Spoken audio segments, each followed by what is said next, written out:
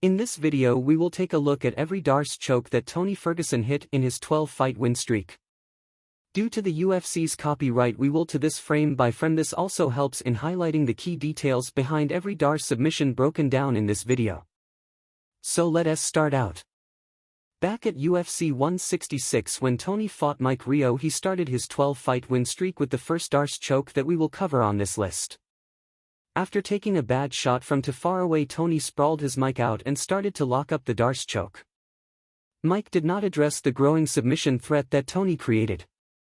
As he further tries to take Tony down, Tony shifts himself away to get a better angle for entering the darce. He locks up a tight figure 4 grip and touches with his secondary arm the far shoulder of the partner. A critical finishing detail. To finish the darce, Tony wants to drive into his opponent with a bridge-like motion. So Tony starts to hit the bridge in order to flip his opponent over for a better finishing angle. Tony's hips point to some degree in direction of his opponent. This is an indicator to where the power of his hips will go to. As he further bridges into his opponent, he catches Mike's free arm as he tries to come back on top of Tony. This gives Tony a solid angle from bottom to finish the darce choke. With the trapped hands, his opponent has no real way to fight out of the submission.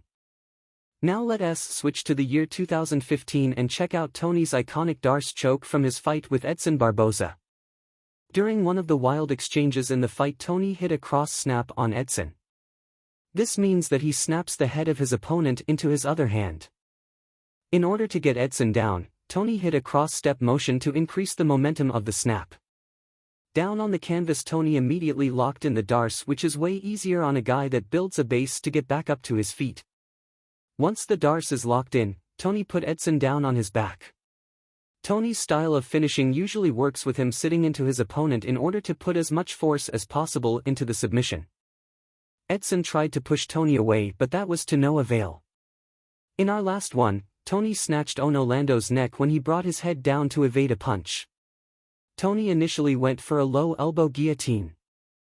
Lando fought Tony's hands and walked away to escape the submission threat. The posting arm of Lando gave Tony the window for the darce choke entry. Tony locked up a tight darce and brought Lando down to the canvas. He did this in a slow and controlled way because he had already broken his opponent's posture. As he went to finish the darce choke, Lando tried to frame Tony's hips away in order to create some space for a potential submission escape. But that did not work. Tony recognized this and brought his hips out of Lando's reach. Then he used this darce as a lever to turn his opponent in a better position for a submission finish. Tony brought all his weight into Lando's neck and adjusted his position afterwards in a sprawling motion close to the mat. This made the darce a lot tighter and made it impossible for Lando to get out in time.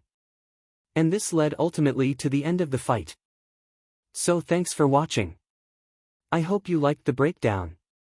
See you in the next video.